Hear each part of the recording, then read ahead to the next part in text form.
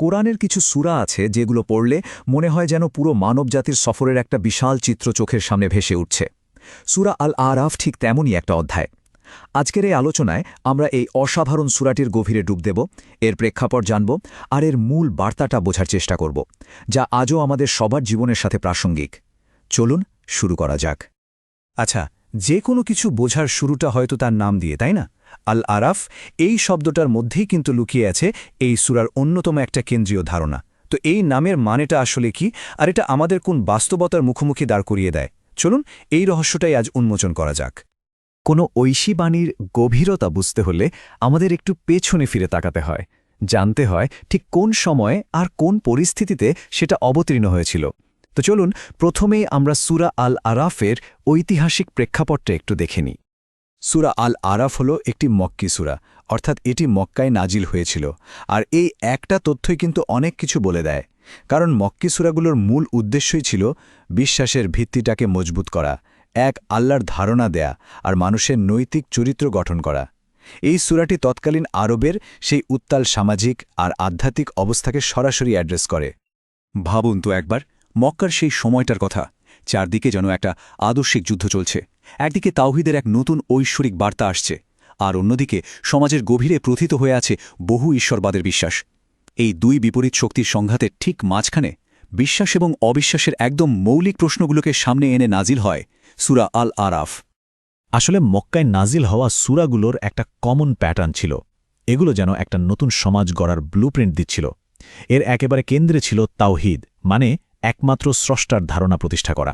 এর সাথে ছিল উন্নত নৈতিকতার একটা কাঠামো তৈরি, পরকালের জবাবদিহিতার কথা বারবার মনে করিয়ে দেওয়া, আর সবচেয়ে গুরুত্বপূর্ণভাবে অতীতের জাতিগুলোর কাহিনী থেকে শিক্ষা নেওয়া। সূরা আল আরাফ এই সবগুলো উদ্দেশ্যকেই এক সুতোয় বাঁধে। প্রেক্ষাপট তো বোঝা গেল, এবার আসা যাক সূরার একেবারে মূল গল্পে।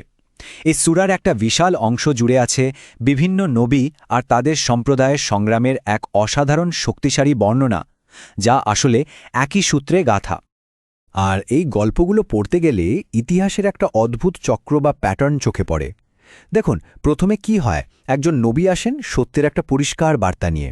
এরপরই সমাজের ক্ষমতাশালী আর অহংকারী যারা, তারা সেটাকে প্রত্যাখ্যান করে। ফলাফল, পুরো সম্প্রদায় বিশ্বাস আর অবিশ্বাসে ভাগ হয়ে যায়, আর সব শেষে তাদের কাজের ফল হিসাবে আসে ঐশ্বরিক ফয়সালা। এই প্যাটার্নটা শুধু অতীতের না, বরং মানব ইতিহাসের এক চিরন্তন বাস্তবতাকে তুলে ধরে। তার মানে কি দাঁড়ালো? এই গল্পগুলো কিন্তু নিছক কোনো ইতিহাস নয়।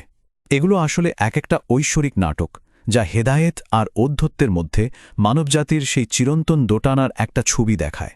বলা যায় এই গল্পগুলো আমাদের নিজেদের জন্যই একটা শক্তিশালী আয়না। এতক্ষণের আলোচনা আমাদের এই সূরার একদম কেন্দ্রবিন্দুতে নিয়ে এসেছে, নবীগণের সংগ্রাম এবং মানুষের ভালো মন্দের পছন্দের পর। আমরা এখন সেই চূড়ান্ত মুহূর্তের দিকে যাচ্ছি, যা আল আরাফ নামটার মধ্যেই লুকিয়ে আছে। তাহলে কি এই আল আরাফ? এর সহজ অর্থ হল উঁচু জায়গা বা দ্য হাইটস, কিন্তু এটা সাধারণ কোনো উঁচু জায়গা নয়। এটা হলো জান্নাত আর জাহান্নামের ঠিক মাঝখানে থাকা একটা দেয়াল বা বাধা। ভাবুন তো, কি এক চূড়ান্ত সাসপেন্সের জায়গা! আর এই আরাফে থাকবে সেই সব মানুষ যাদের ভালো কাজ আর মন্দ কাজের পাল্লাটা একদম সমান, 50-50।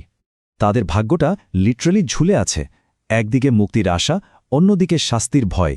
এই দুয়ের মাঝে তারা শুধু স্রষ্টার চূড়ান্ত করুণার জন্য অপেক্ষা করতে থাকবে। একবার চিন্তা করুন সেই মুহূর্তের মানসিক অবস্থাটা। আর সবচেয়ে কঠিন ব্যাপারটা কি জানেন? এই উঁচু জায়গা থেকে দুই দিকের দৃশ্যই একেবারে পরিষ্কার দেখা যায়। একদিকে জান্নাতের বাসিন্দাদের অফুরন্ত শান্তি আর আনন্দ, আর ঠিক তার উল্টো দিকে জাহান্নামের বাসিন্দাদের হাহাকার, আফসোস আর কষ্ট।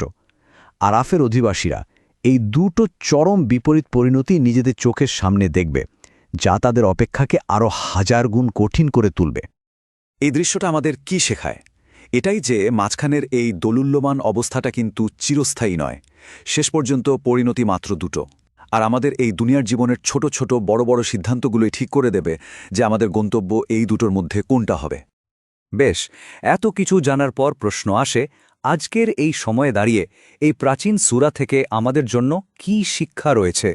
এর বার্তাগুলো কি আজও প্রাসঙ্গিক? চলুন কিছু মূল শিক্ষণীয় বিষয়ে এক নজরে দেখে নিই। দেখুন, এই সূরা আমাদের কিছু খুব মৌলিক কিন্তু ভীষণ জরুরি কথা মনে করিয়ে দেয়। এটা শেখায় যে আমাদের প্রত্যেকটা পছন্দের একটা অনন্তকালীন ওজন আছে। এটা দেখায় যে সত্যকে গ্রহণ করার পথে সবচেয়ে বড় বাধা হলো আমাদের ভেতরের অহংকার। আবার এটাও আমাদের আশ্বস্ত করে যে স্রষ্টার করুণা সব কিছুকে ঘিরে রেখেছে। আর এটা প্রমাণ করে যে ইতিহাস হলো আত্মবিশ্লেষণের জন্য সেরা শিক্ষক। আর চূড়ান্ত কথাটা হলো পার্থিব ক্ষমতা নয়, বরং বিশ্বাস আর বিনয়ই হলো সত্যিকারের সাফল্যের মাপকাঠি। সবশেষে বলা যায়, সূরা আল আরাফ আসলে মানবজাতির পুরো সফরের জন্য একটা গভীর আয়নার মতো কাজ করে। এটা আমাদের দেখায় আমরা কোথা থেকে এসেছি, এখন কোথায় দাঁড়িয়ে আছি, আর আমাদের নেওয়া সিদ্ধান্তগুলো আমাদের কোথায় নিয়ে যেতে পারে। আর তাই শেষ প্রশ্নটা থাকল আমাদের প্রত্যেকের নিজের কাছে। ইতিহাসের এই শক্তিশালী আয়নার সামনে দাঁড়ালে আমরা নিজেদের কোন প্রতিচ্ছবিটা দেখতে পাই? হেদায়েত গ্রহণকারী সেই বিনয়ী বান্দার, নাকি সত্যকে প্রত্যাখ্যানকারী অহংকারীর, নাকি সেই আরাফের অধিবাসীর যার ভাগ্য এখনও নির্ধারিত হয়নি?